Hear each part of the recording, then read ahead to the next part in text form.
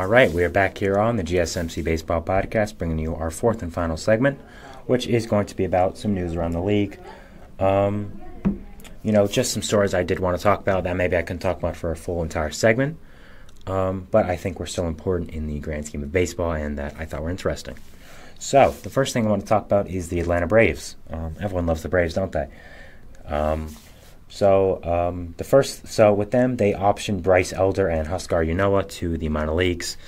So that is a assumption that they will not be starting the year on the MLB roster. Kind of a surprise to me, definitely. Bryce Elder was a guy who was an all-star last year, but didn't really perform well after that at all. But I still thought he could have been a valuable piece of depth in that, either as a swingman role or in the bullpen. Kind of the same with Huascar Ynoa, who had a great season a few years ago, but then broke his arm out of frustration after a bad pitching start, and then had Tommy John as well. So kind of bad luck, not really luck of the draw for him. So I thought he also could have been a valuable part of that bullpen and that pitching depth. So that was something I wanted to see. But I guess Braves thought otherwise as they are optioning them. They still have a lot of good pitchers, but I thought both Elder and Ynoa could have been valuable and could have been good pieces to that rotation or bullpen, but Braves thought otherwise. So it is interesting, and we'll see what happens with them over the year. Some Twins news now. Johan Duran, Caleb Diobar, and Anthony DeSclafani, they will all be starting the season on the injured list. Johan Duran, I think, is the biggest blow here. He is their certified closer, one of the best closers in the league, one of the coolest walk-ins in the league. All closers have a cool one, but his is definitely super, super cool. Definitely watch it if you can. You just look up Johan Duran introduction, I guess, something like that on YouTube. I think Duran, again, is the biggest blow here. He is their closer. He's the guy that kind of glues their bullpen together. And I think losing him for whatever amount of time it is going to hurt. I don't think it should be a huge amount of time. But in a division kind of as close as the AL Central with the Royals and Tigers and the Tigers lurking, I don't know how long the Twins can keep up with this and kind of lose him for a long time. So I think that's definitely something to watch here, and definitely something to see with the Twins and how it does affect them. Next, we have Caleb Diobar. This is a guy I also think is a big part of the Twins bullpen, but definitely is not a big part as Johan Duran is. This guy, he's a good lefty reliever, a guy who brings a lot of depth to that bullpen. It is a loss. I'm not going to sugarcoat it and say it's not, but it definitely is. But at the same time, it's not a huge loss. You do have bullpen depth. Thank you for subscribing. Carlo Cardovo, I think it is. I cannot read your name from this far away, but thank you. Always appreciated. So Diobar isn't a huge loss, but again, it's not something you want to lose. You're not super excited that you lose him. I think that's the same thing with any pitcher. So still something that you don't want to happen this close to the season, but again, isn't a huge deal. The same with Anthony DeSclafani. A guy that isn't going to play a big part is more pitching depth. I don't think he's going to be a starter in that rotation unless something crazy happens. I think he's a valuable piece of depth coming over in the Jorge Polanco trade, kind of just for salary filler. But still not someone you want to lose, but again, not a huge deal. I think Johan Duran is the big one here, and I think they're going to have to figure out how to replace his time and replace who comes out of the bullpen for him. They added a guy in that aforementioned Polanco trade, Justin Topa, who I think is a really good reliever, and I think could be a guy that come out of the bullpen for him. So it's going to be interesting to see how they fill that hole. Gavin Stone has won the 5 spot in the Dodgers rotation. Kind of something that surprised me a little bit. I thought there were a lot of good other guys here to win it, like Emmett Sheehan, I thought had the inside track. But they really like Gavin Stone's stuff. He performed well in spring training, and he won it. So just good for him overall.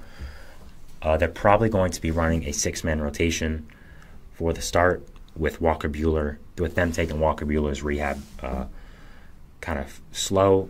He's still going to pitch in the major leagues, but it might be every 6th or 7th day instead of every 5th. because right now isn't the most important time for the Dodgers. The most important time for the Dodgers is the playoffs, because they're going to make the playoffs. We all know that, unless something catastrophic happens. And Buehler is going to be part of that. So I think that's really what you want to look towards if you're a Dodgers fan, if you're a member of the Dodgers organization. Right now isn't the most important time, and I do agree with what they're doing with Buehler, and I think it's a good idea. So that's what really opened the way for Gavin Stone to win a rotation spot. Again, I thought a guy like Emmett Sheehan had the inside track, maybe even a guy like Kyle Hurt, who I think is a really good prospect that's kind of underrated. But, I mean, good for Gavin Stone and him winning the spot. The Guardians, they optioned Kyle Manzardo to minor league camp, which I'm really unhappy about. If you've watched the show, you know I'm a big Kyle Manzardo fan. I think he's one of the premier hitting prospects in the league, really. This is a guy I think has really great power, can be a future all-star first baseman for the Guardians, can be a future 30 home run guy. I love the way they got him in the deadline for Aaron Savali, using that pitching depth to get a young hitter. I thought that's what they should have been doing a long time ago. I understand why they optioned him, because they kind of feel like this isn't their year. They're not really going to win much, and they want to manipulate his service time. But still, it's always more fun when you get a guy to start the year off in a major league team. Get him more adjusted to being a major leaguer right away. So, of course, not what you want, but it is their decision. And I'm unhappy about it, but nothing I can do. I think he is going to come up later in the season. I mean, I would expect that. I think he's going to be great. I think he's going to show that he's a big part of the future Guardians core that kind of needs some fixing right now. And that's a guy I'm definitely looking forward to watching him in the future, and definitely seeing what he can do and how he will perform. The Mariners, they released Cole Tucker. He signed a minor league contract with them to be more infield depth. I mean, they have some question marks there at third base with Josh Rojas kind of being the big guy there. Jorge Polanco's there as well, but I'm not sure what the infield configuration is going to look like. I think Cole Tucker, he just brings some nice depth to that team, to any team really, just some nice defensive depth. A guy you can call up in a pinch when someone's hurt, bring in the 8th or 9th inning to either be a pinch runner or to be a defensive substitution. So I think he could look to sign with another team here. It's, again, not a huge deal that the Mariners released him, but they did, and it's fine.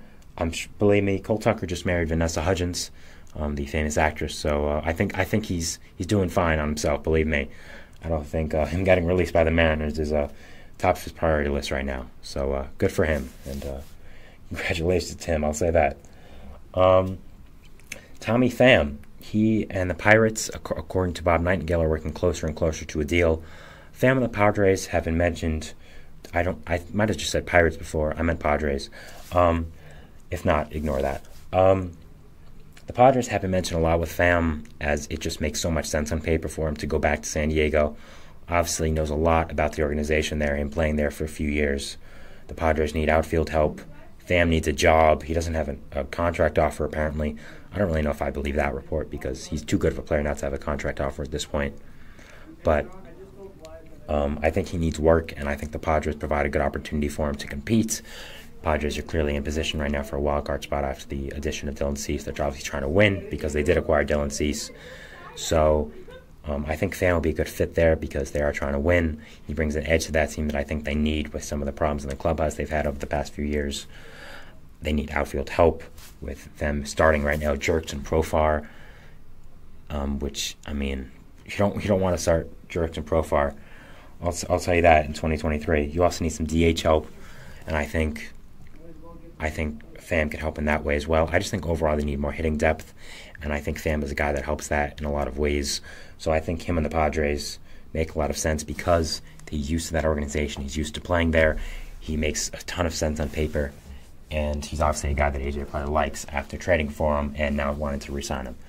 Apparently the contract offer could be in the ballpark of $3 to $4 million, which I think is definitely a good bid for Tommy Pham. Yuri Perez has some elbow soreness and is going to a doctor to see what's up with him. Not great news for the Marlins, who already lost their ace, Sandy Alcantara, to start the year with Tommy John last year. He's going to be out all of this year, obviously. Yuri was kind of the guy that was going to step in and be the number 2 after Luzardo is going to be the ace now with Alcantara being hurt. So this is not good news for the Marlins. We always talk about how much pitching depth they have, but I think it's being tested right now. You know, you have guys like Ryan Weathers, like A.J. Puck, you're going to rely on to be starters consistently for the first time really in their careers.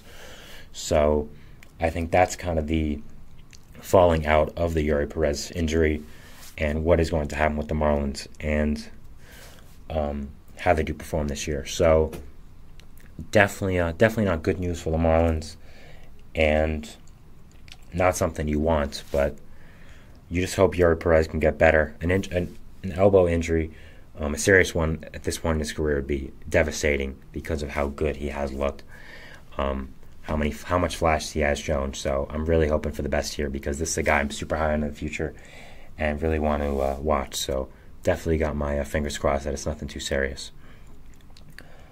Derek Crochet has been named the White Sox opening day starter. Kind of a surprise. I think they had a lot of other options, but after the trading of Dylan Cease, there was no real big option there for him, and I think Crochet has proved himself a lot in camp to be a starter and to be a really good one, as a matter of fact. So, I mean, good for him that he won the starting job. Again, they didn't really have a clear-cut opening day guy since they traded Cease, and I think Crochet, being a homegrown guy, being on the team for a little while, makes a lot of sense to be the opening day guy and start the season off for the White Sox. So I think it's a good move, and I'm honestly looking forward to seeing what Crochet can do this year and how he will perform as a starting pitcher. It's, I think, one of the big storylines going into the year for the White Sox. You don't have that many, simply put. So that's something I want to watch here and see with the White Sox. So that's the end of our show here today. Thank you so much for tuning in to the show, liking, subscribing, donating as well. All that. Make sure you keep up with the channel. On the network as well. Follow us on Facebook, Twitter, Instagram, TikTok for content and updates. Anywhere you can get content and updates is really good. Thank you so much for watching. Have a great day, and we'll see what baseball throws at us tomorrow. So thanks. Bye.